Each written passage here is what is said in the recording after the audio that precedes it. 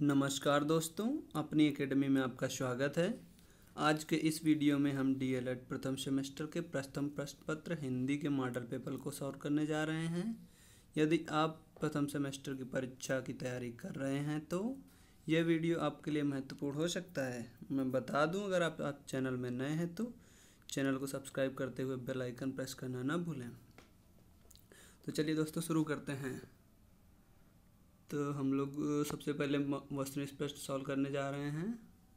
तो हमारा पहला प्रश्न है, अमर का विलोम है। तो दोस्तों इसका पहला ऑप्शन है अमरत्व, दूसरा अंत, तीसरा नश्वर और चौथा अक्षम्य। तो अमर का विलोम शब्द दोस्तों नश्वर होता है, तो यहाँ पर हमारा तीसरा ऑप्शन सही हो जाएगा। और हमारा आगे वाला क्वेश्चन है, संयुक्त व्यंजन है। तो दोस्तों यहाँ पे पहला ऑप्शन है छत्रज्ञ, दूसरा छ पाफा, तीसरा है छ त्र और चौथा है छ। तो यहाँ पे दोस्तों जो संयुक्त व्यंजन हैं वो हम लोगों के होते हैं छत्रज्ञ और श्र। तो यहाँ पे हम लोग चार जो होते हैं वो संयुक्त व्यंजन होते हैं, लेकिन यहाँ पे तीन बताने हम लोगों को। तो यहाँ पे पहला ऑप्शन हमारा सही है, छत्रज्ञ। तो उसके नीचे दोस्तों है 3 नंबर क्वेश्चन नंबर, संयुक्त व्यंजन ज्ञ बनता है। तो संयुक्त व्यंजन किन किन व्यंजनों से मिलकर बनता है? तो इसमें पहला ऑप्शन है का और शा, दूसरा है का और या, तीसरा है का और छा, चौथा है छा और आ। तो यहाँ पे दोस्तों मैं आपको बता दूं कि यहाँ से गलती से मिस्टेक हुई है। यहाँ पे होना चाहिए ज्ञ जो बनता है वो बनता है आपका जा जहाज प्लस इया जो टा वाले में आता है, इया ये वाला। तो यहाँ पे जा और इया मिलके बनते हैं ज्ञा ज्ञानी।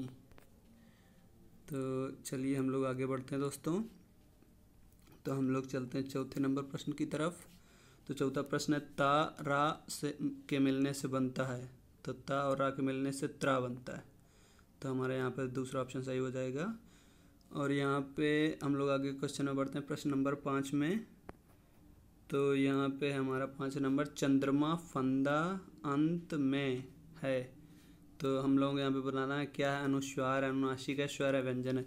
तो मैं आपको दोस्तों बता दूं कि ये जो अंक की बिंदी लगी हुई है तो इसे अनुस्वार कहते हैं। अगर यहीं पे चांद लिखा होता, चंद्र बिंदी जो होती है उसमें उसे अनुनासिक बोलते हैं हम लोग। तो यहाँ पे जो है, यहाँ पे फर्स्ट आंसर हमारा सही हो जाएगा, फर्स्ट ऑप्शन जो चंद्रमा है यही सही। चंद्रमा फंदा अंत में अनुस्वार है, तो हम लोगों का फर्स्ट नंबर सही हो जाएगा, अनुस्वार। चलिए दोस्तों हम लोग आगे बढ़ते हैं अति लघु उत्तरीय प्रश्नों की तरफ। तो हमारा छठा जो क्वेश्चन है, वर्णमाला किसे कहते हैं? तो वर्णमाला, वर्णों के क्रमबद्ध एवं व्यवस्थित रूप को हम लोग वर्णमाला कहते हैं। मैं आपको फिर से बता दूं दोस्तों, वर्णमाला किसे कहते हैं? वर्णमाला वर्णों के क्रमबद्ध एवं व्यवस्थित रूप को वर्णमाला कहते हैं। चलिए हम लोग आगे बढ़ते हैं दोस्तों 7वें नंबर प्रश्न की तरफ। हमारा 7वां प्रश्न है, ध्वनि किसे कहते हैं? तो ध्वनि, भाषा की प्राथमिक इकाई को ध्वनि कहते हैं। बहुत ही इजी क्वेश्चन है दोस्तों, सब लोग ध्यान से सुनिए। ध्वनि किसे कहते हैं? भाषा की प्राथमिक इकाई को ध्वनि कहते हैं। प्रश्न नंबर 8 की तरफ बढ़ते हैं। हिंदी के लिपि का क्या नाम है? हिंदी की लिपि का क्या नाम है? तो हिंदी की जो लिपि है दोस्तों से हम सब लोग जानते ही हैं, देवनागरी लिपि है जो, वो हमारी हिंदी की लिपि है। प्रश्न नंबर 9 की तरफ बढ़ते हैं दोस्तों। स्वर किसे कहते हैं? तो मैं दोस्तों आपको बता दूं, ऐसे वर्ण जिनका उच्चारण स्वतंत्र रूप से किया जा सकता है स्वर कहलाते हैं। जिसमें हमें किसी व्यंजन या किसी और शब्द की आवश्यकता नहीं होती, वो स्वर कहलाते हैं।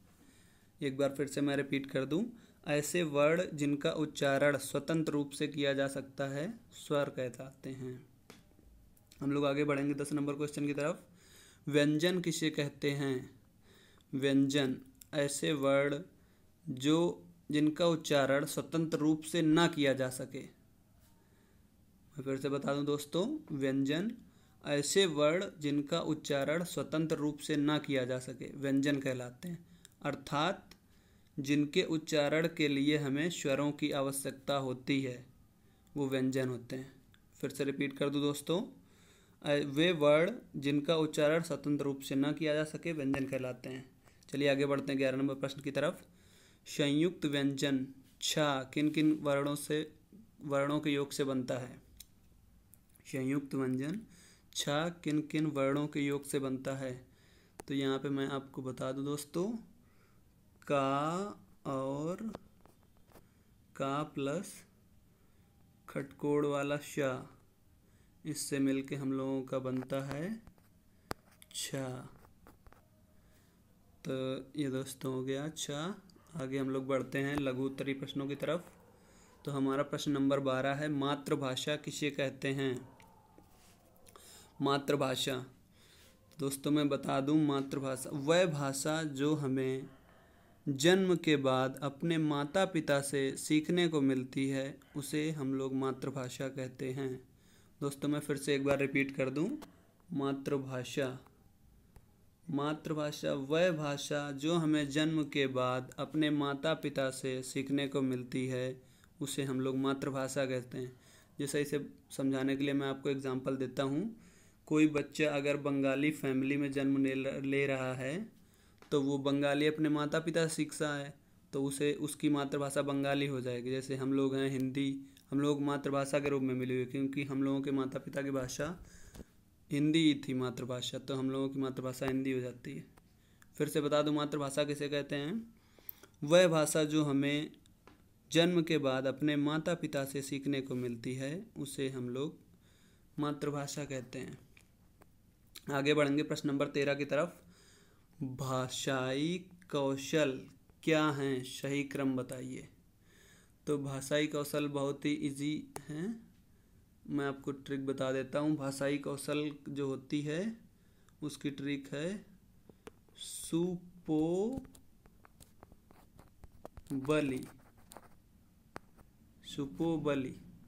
सुनना पढ़ना बोलना लिखना, यहाँ पे होती है भाषाई कौशल क्या है? सही क्रम बताइए। इसका सही क्रम फिर से एक बार आप लोग सुन लीजिए।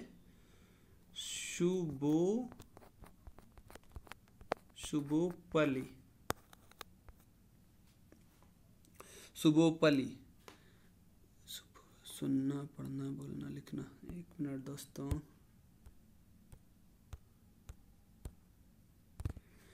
सुबोपली भाषाई कौशल क्या है? सही क्रम बताइए। सुबोपली, सुनना बोलना पढ़ना लिखना, यही सही क्रम है दोस्तों। हम लोग आगे बढ़ेंगे प्रश्न नंबर 14 की तरफ। स्वर तथा व्यंजन में अंतर स्पष्ट कीजिए। चलिए दोस्तों मैं आपको बताऊं स्वर और व्यंजन में अंतर क्या है। स्वर ऐसे वर्ण जिनका उच्चारण स्वतंत्र रूप से किया जा सकता है स्वर कहलाते हैं, और व्यंजन वे वर्ण जिनका उच्चारण स्वतंत्र रूप से नहीं किया जा सकता वो व्यंजन कहलाते हैं, अर्थात जिनका उच्चारण करने के लिए हमें व्यंजन के साथ स्वरों की आवश्यकता होती है वो व्यंजन कहलाते हैं। तो यही अंतर है स्वर और व्यंजन में। आगे बढ़ेंगे हम लोग प्रश्न नंबर 15 की तरफ। हिंदी शिक्षण का उद्देश्य बताइए। हिंदी शिक्षण का उद्देश्य बताइए।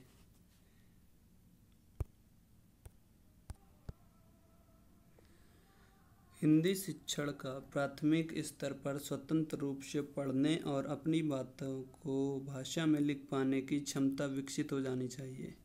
मतलब कि हिंदी शिक्षण का उद्देश्य प्राथमिक स्तर पर स्वतंत्र रूप से पढ़ने और अपनी बातों को भाषा में लिख पाने की क्षमता विकसित हो जानी चाहिए। और अगर हिंदी शिक्षण का उद्देश्य उच्च प्राथमिक स्तर पर देखें तो उच्च प्राथमिक स्तर पर भाषा शिक्षण का एक महत्वपूर्ण उद्देश्य शिक्षार्थी को अपने भाषिक व्यवहार के प्रति अधिक से अधिक सजग करना है। तो ये हो जाएंगे हमारे हिंदी शिक्षण के उद्देश्य। आगे बढ़ते हैं हम लोग दोस्तों प्रश्न नंबर 16 की तरफ। विराम चिन्ह कौन कौन है? उदाहरण सहित स्पष्ट कीजिए। विराम चिन्ह हम लोग जानते ही हैं, हिंदी में 6 प्रकार के होते हैं। मैं बता दूं आप लोगों को, वैसे उदाहरण सहित अगर पूर्ण विराम, पहला होता है पूर्ण विराम जो कि वाक्य के पूरा होने पर लगाया जाता है। दूसरा होता है अल्प विराम, जब वाक्य में हम थोड़ी देर के लिए रुकते हैं तो अल्प विराम का यूज़ करते हैं। अर्धविराम, तीसरा नंबर है अर्धविराम। अर्धविराम को वाक्य में जब हम लोग लिखते हुए बीच में रुकते हैं तो वहाँ पे अर्धविराम का यूज़ करते हैं। और चौथा है हम लोगों का प्रश्नवाचक चिन्ह। प्रश्नवाचक चिन्ह, जब कोई वाक्य हमसे प्रश्न किया जाता है जब किसी वाक्य से, तो उसके बाद हम लोग प्रश्नवाचक चिन्ह लगाते हैं। और उसके बाद है विस्मयबोधक। 5वां नंबर हम लोगों का विराम चिन्ह है विस्मयबोधक, विस्मयादिबोधक भी बोलते हैं उसे। जब कोई बात सुन के या कोई वाक्य बोलने के बाद हम लोगों का विस्मय का आभास होता है या आश्चर्य या हर्षोल्लास, तो उसके बाद हम लोग विस्मयबोधक चिन्ह का प्रयोग करते हैं। और छठा विराम चिन्ह है योजक चिन्ह। योजक चिन्ह जैसे हम लोग लिखते हैं माता पिता, तो बीच में जो लगाते हैं उसे योजक चिन्ह बोलते हैं। तो ये हम लोगों के होंगे। जैसे लिखते हैं दिन और रात, तो उसके बीच में योजक चिन्ह का प्रयोग करते हैं। तो हम लोगों के ये 6 विराम चिन्ह हो गए। मैं फिर से एक बार रिपीट कर दूं: पूर्ण विराम, अल्प विराम, अर्धविराम, प्रश्नवाचक चिन्ह, विस्मयबोधक चिन्ह, योजक चिन्ह। चलिए हम लोग आगे बढ़ते हैं प्रश्न नंबर 17 की तरफ। 17, ऊष्म व्यंजन। ऊष्म व्यंजन का नाम बताइए। ऊष्म व्यंजन को हम लोग जानते हैं, ऊष्म व्यंजन को ही हम लोग संघर्षी व्यंजन के नाम से भी जानते हैं। तो मैं बता दूं ऊष्म व्यंजन किन्हें कहा जाता है। ऊष्म व्यंजन है हमारे शा शपेरा वाला, शा स्लेट वाला, शा स्लेट और खा कटकोड़ और हा हल। ये हम लोगों के ऊष्म व्यंजन कहलाते हैं। तो अब आप लोग जान ही गए होंगे ऊष्म व्यंजन के नाम। हम लोग आगे बढ़ते हैं प्रश्न नंबर 18 की तरफ। भाषा की विशेषताएं बताइए। चलिए हम लोग भाषा की विशेषताओं के बारे में बात कर लेते हैं। भाषा की विशेषताएं, तो भाषा की विशेषताएं हैं 1 नंबर, भाषा ध्वनिमय होती। भाषा ध्वनिमय है, सब लोग जानते हैं भाषा ध्वनिमय है। जब भी कोई ध्वनि होती है वो भाषा ही होती है। और दूसरा नंबर है भाषा प्रतीकात्मक है। तीसरा नंबर है भाषा परिवर्तनशील है, भाषा में परिवर्तन होता रहता है। और चौथा है कि भाषा की क्षेत्रीय सीमा होती है। दोस्तों, भाषा की क्षेत्रीय सीमा होती है क्योंकि हर एक क्षेत्र में अलग भाषा बोली जाती है। तो हर एक क्षेत्र की अपनी अलग अलग भाषा है। भाषा की विशेषता मैं एक बार फिर से बता दूं: 1 नंबर भाषा ध्वनिमय होती है, दूसरा भाषा प्रतीकात्मक है, तीसरा भाषा परिवर्तनशील है, चौथा भाषा की क्षेत्रीय सीमा होती है। तो दोस्तों, यह वीडियो आपको कैसा लगा कमेंट सेक्शन में ज़रूर बताएं और ऐसे ही महत्वपूर्ण अपडेट्स के लिए बने रहें अपनी एकेडमी के साथ। धन्यवाद।